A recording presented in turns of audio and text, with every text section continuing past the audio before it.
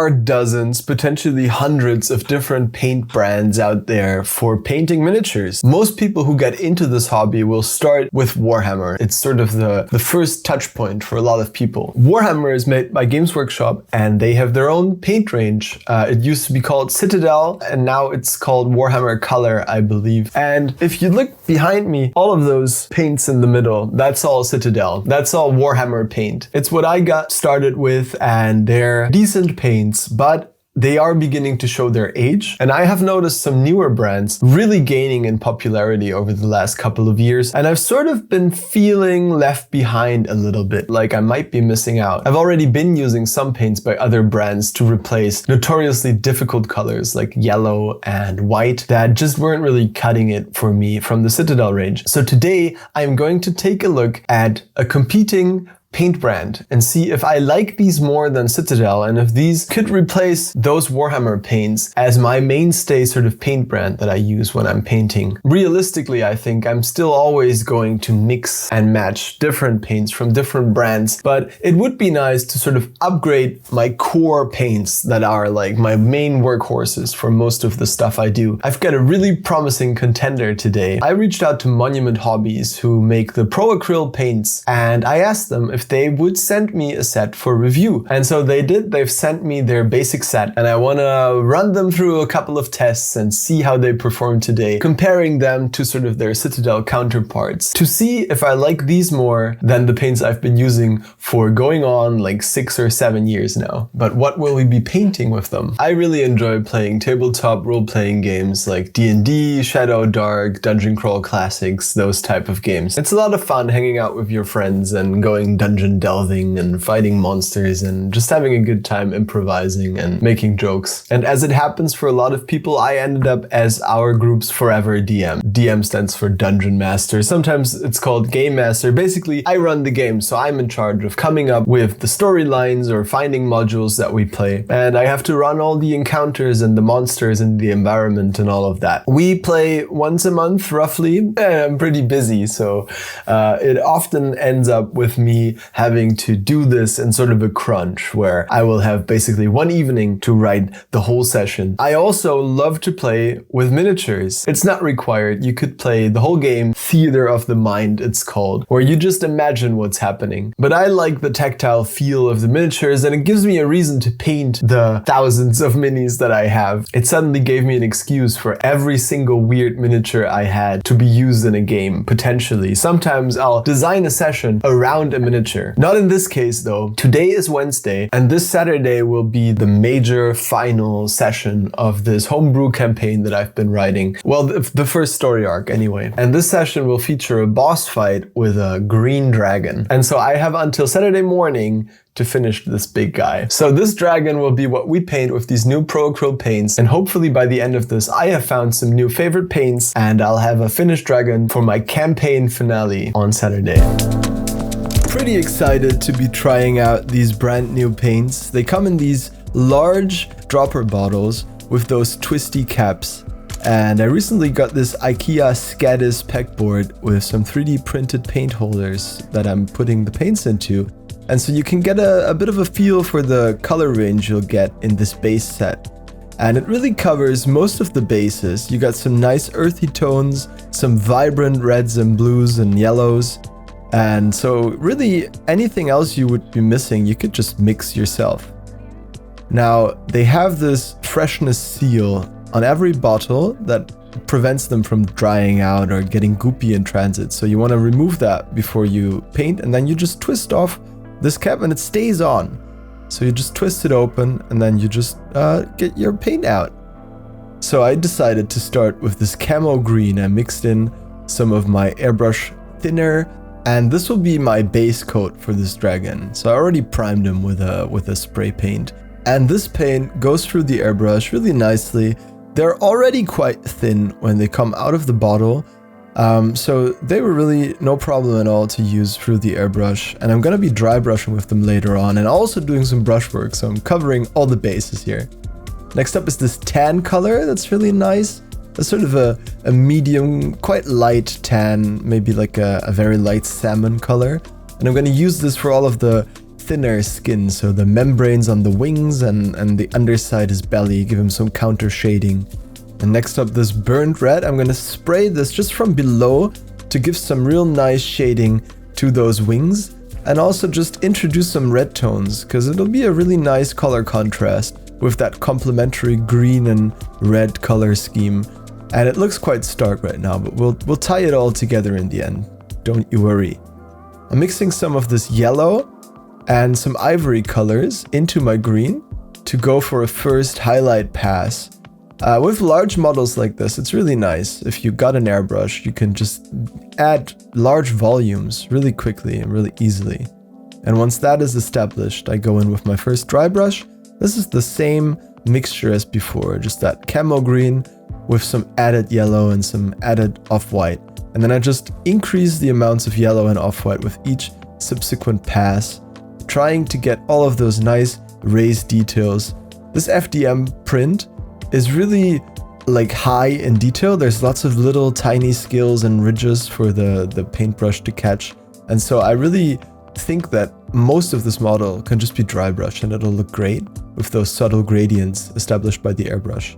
And I'm happy to report that these paints dry brush really nicely.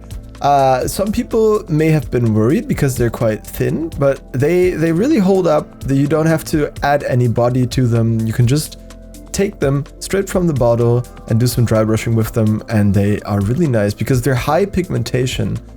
They actually worked really, really well for this. And so I'm just taking that original tan color and dry brushing those wings and the underbelly, and then mixing some of these gray colors to paint this rock that he's standing on. And really not being like super careful with this because some natural variation in stone and some green tones showing through. I actually want that.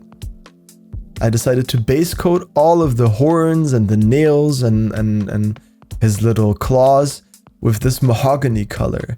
And this was the only paint that maybe had a little bit of a consistency issue where it was quite runny, but it was still really nice and covered well, so I'm not really complaining there. And these bright, warm gray tones, they're really, really nice. I think these might be like my new go-to grays. Dry brushing this rock, I really like how that looks. It looks like sunlight is sort of catching on all of the edges. And I think for really not a lot of work, this is already looking really good. But I want to take it one step further by doing an oil wash. I haven't really done this a lot. So I'm just mixing some black and some brown. I think on a large model like this will look really good. And I love seeing this capillary reaction on these scales and on these wings. But man, it was a little bit nerve-wracking doing this. I'm always really scared of messing up the mini. I did varnish him beforehand and let that sit for like a few hours. Yeah, but I think already you can see this is looking really nice and grimy and grimdark and much more realistic. Before it was maybe a little bit cartoony, but these dark brown shadows really help to sell this as an actual living, breathing animal that might have come from a poison swamp. And removing this from the raised areas is really simple. You just add some white spirits and then just dab those on, and then with a bit of a dry sponge, you then soak that back up and just buff the model, and the oil will stay in the recesses and you can just sort of remove it from all of the raised areas. This was really fun, just having fun with a large model and being kind of messy with it and experimenting, trying out new paints, painting my first dragon for the first time. Yeah, I just had a blast doing this, and it was so quick. That's what I love about techniques like this. And this is what it looks like after that oil wash had dried. I'm really happy with this, but I think it is quite subdued now, maybe like a little bit desaturated. So with another dry brush, I introduce even more of that yellow, and I just go over everything with a sort of an off-white tan color. And then with the airbrush, I try to get some saturation back. So just a very thin glaze. I mix my green yellowish mixture with some thinner and some acrylic medium to just get it to a really, really thin opacity, and then build up thin layers to increase the saturation of the green scales. You can see it here on his back where he goes from sort of a greenish gray back to like a verdant emerald on those very top ridges. And I think this is like a magical step that really brings him to life, and he looks so good. Now I wanted to try out the paints when it comes to like traditional brushwork as well, doing some line work, some edge highlights, and they really hold up. They have really nice thin consistency out of the box, but they keep their high pigmentation and saturation. All of the ones I tried were a joy to work with. I didn't have to do any other like thing to them. I didn't have to rework them. They didn't go like bad on the palette. They didn't separate. They were just a joy to paint with, and it didn't get in the way, which is really what I want out of my paints. It should just be like a tool that I use and that does what I want it to do. And you can see how thin I'm painting some of these strokes here. And the paint is really going on with one single coat and covering really nicely. Painting this eye was no problem because the consistency, again, it flows off the brush in a really nice way without pooling or being runny.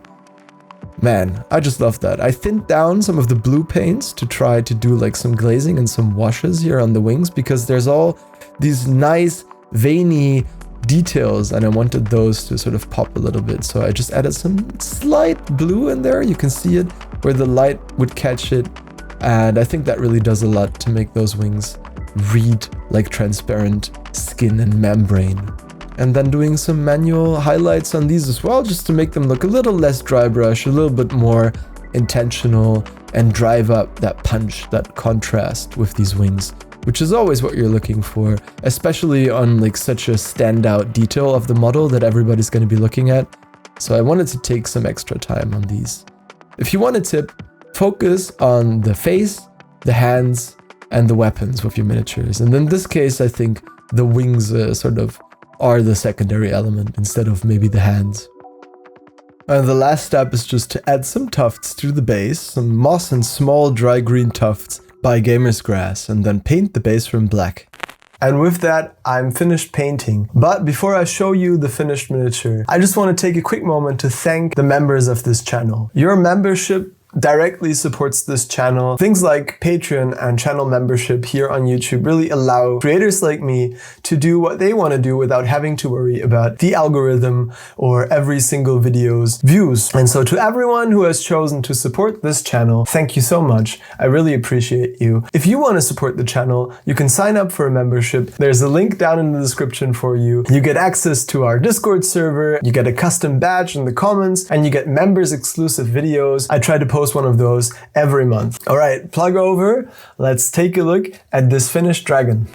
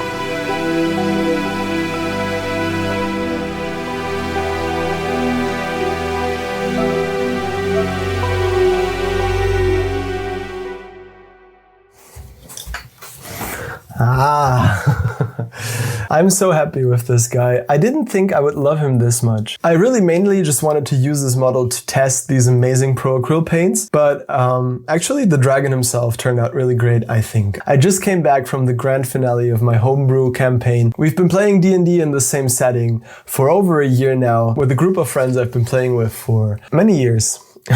And it went really well. It was really great. There was a great moment where the villain revealed that he was secretly this green dragon, and then there was an epic 4-stage boss fight. It was really fun. So what did I think about these Pro Acryl paints? What's the final verdict? I have to say I am a huge fan. I really like these. The dropper bottle design with the twist cap, you're gonna hate it or you're gonna love it. It takes some getting used to. I feel like it wastes a little bit of paint with each use, but it is convenient not having to have a removable cap. So I don't know quite where I stand on that yet. What I really love is that there's more paint per bottle than any of the other brands I've tried. The coverage is great with almost all of the paints I've tested so far. The consistency I think is really nice. They are almost perfectly pre-thin. None of these really required me to do any more thinning to get them to a really nice workable consistency, which I think is great for beginner painters because they tend to overdo it with the amount of paint and really glob the paint on there. And this paint really self-levels really nicely. It's thin, it flows nicely off the brush, and those are things that I really value in a paint. I also like the paint selection. I think there's sort of, in this basic set, I think you get basically everything you need. There's different green shades, some blues, some yellows, some really nice reds in there, and the black and the white are perfect. I use the coal black to paint the rims on all of my bases, and the bold titanium white has been my main white for a long time now. One drawback I see this paint range having is the color system is maybe not the easiest for newer painters because it's quite a limited palette. Even if you buy all the expansions, there's not, like, the range is just not as large as other brands, and so you'll have to do some of your own mixing, and I like that. But for army painting, for example, you really want consistent shades, so having to do the mixing every time, maybe you want to like pre-mix, so I could see that becoming an issue for some people. And also having a really nice triad system like Games Workshop does, or I think the Warpaint Fanatics do a really great job with their triad system. Something like that would be nice for maybe more beginner painters. I'm a big fan of their metallics as well. I've bought those before from my own money and I really enjoyed them. And the washes as well, I think they're good. I would like to see maybe a green wash, maybe a blue wash. I don't know if they're maybe available in the expansions. I'll have a look. I mean, a brown wash really will go over anything and really look good. Same with a black wash if you just dilute it a little bit. Will these paints replace all of my other paints? No. But that's just because I think every range has their own pros and cons. But will these become a real mainstay? And will I use these in basically everything I paint from now on? Definitely. I really think so. I mean, already the black and the white, I use those with every single miniature. The metallics I found quite good, especially the bronze. And the two reds I tried were really great. Also the jade. I used the jade back when I painted my mushroom guys. You can check that out up here. And I was really impressed with that jade color. It's so nice. It really might become one of my new favorite paints. So overall, I would say I definitely think that these Pro Acryl paints are better paints than the Citadel or Warhammer paints. The consistency is nicer. They're also just a more consistent range, right? Every paint sort of behaves very similarly. And with Citadel paints, I really find that it's sort of a mixed bag. Some of them are great. Some of them are complete trash. With Pro Acryl, I didn't find any paints I really didn't like. All of them were pretty great. So yeah,